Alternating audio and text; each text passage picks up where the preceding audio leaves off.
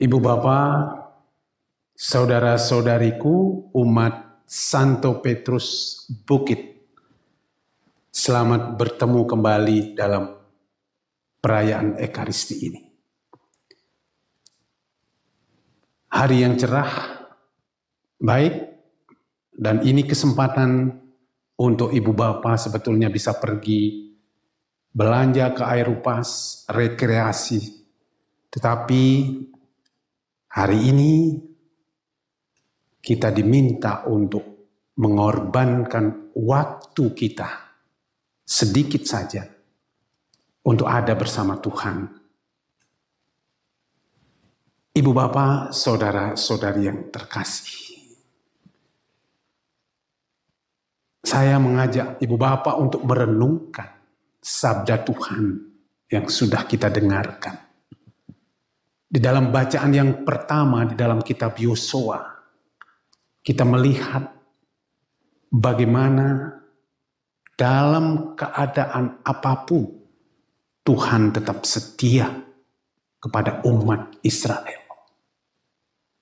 Ketika umat Israel ada dalam kesulitan menyeberang Laut Merah, mereka mengeluh. Ketika berada di padang gurun dalam perjalanan yang susah, mereka juga mengeluh. Tetapi Tuhan tetap mengingat janjinya. Sehingga ketika tanah terjanji direbut oleh Yosua, Tuhan memperbaharui kembali janjinya di Sikem. Dia tetap menjadi Allah yang setia untuk mencintai umatnya. Demikian juga di dalam Injil. Ketika Yesus mengatakan bahwa dia adalah roti kehidupan, banyak orang yang tidak memahami. Bahkan banyak orang merasa sabdanya ini keras. Bagaimana mungkin kita bisa memakan dagingnya? Tidak hanya orang Farisi, tidak hanya pengikut-pengikutnya, tetapi murid-muridnya juga merasa bahwa sabdanya ini keras. Sehingga kemudian Yesus mengatakan, apakah kalian juga mau pergi? Kalian juga mau pergi?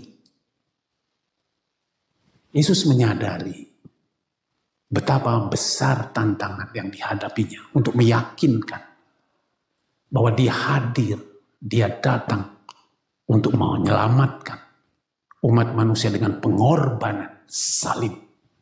Tetapi tidak mudah difahami. Murid terlalu berharap bahwa yang tampil adalah Mesias yang menyelamatkan dia, menyelamatkan mereka secara politis dan memberikan kesejahteraan. Tetapi kita beruntung, Petrus tampil dengan penuh keyakinan. Tuhan, kemana lagi aku akan pergi? Karena Engkaulah satu-satunya jalan kehidupan. Engkau adalah anak Allah. Engkau adalah Mesias. Engkau Raja Israel. Aku tidak mau pergi. Ibu bapak, saudara-saudari yang terkasih. Petrus tahu bahwa dia menghadapi kesulitan. Tetapi dia memahami Yesuslah satu-satunya jalan yang memberikan keselamatan. Yesus melalui pengorbanan salibnya telah menyelamatkan banyak orang.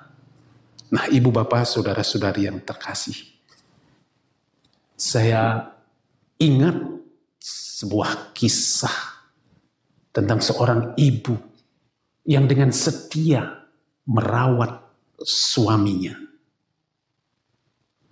Suaminya sebelumnya adalah seorang yang keras, temperamental, sering marah-marah.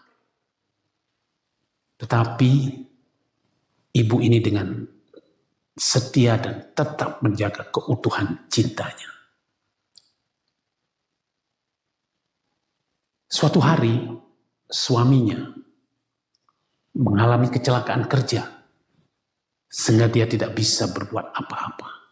Dia hanya tinggal terbaring. Dan istrinya dengan penuh cinta merawat suaminya. Semakin hari suaminya semakin lemah dan harapan untuk hidup sangat kecil.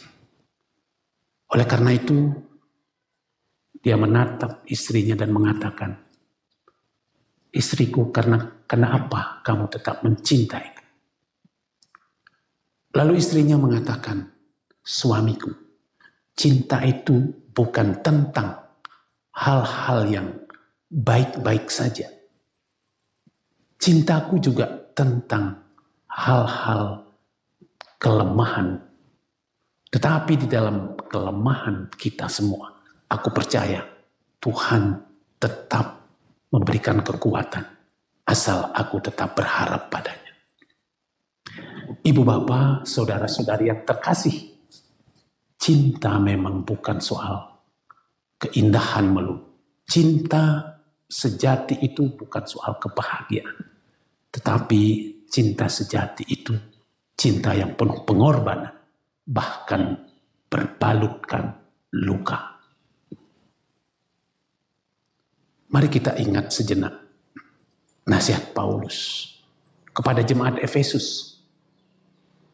Dia mengingatkan bahwa perkawinan itu dalam keluarga itu tentang keutuhan cinta. Bukan soal kontrak, bukan soal 1-2 hari bersama-sama, tetapi soal pengorbanan. Oleh karena itu, Paulus mengingatkan jemaatnya, cinta memerlukan 3 hal: pengorbanan, dan pengorbanan. Dan hal itu telah dibuktikan oleh Yesus sendiri, bahwa dia telah mengorbankan hidupnya untuk umat dan untuk kita. Maka mari ibu bapak saudara-saudari yang terkasih, kita mengambil inspirasi dari sabda Tuhan ini.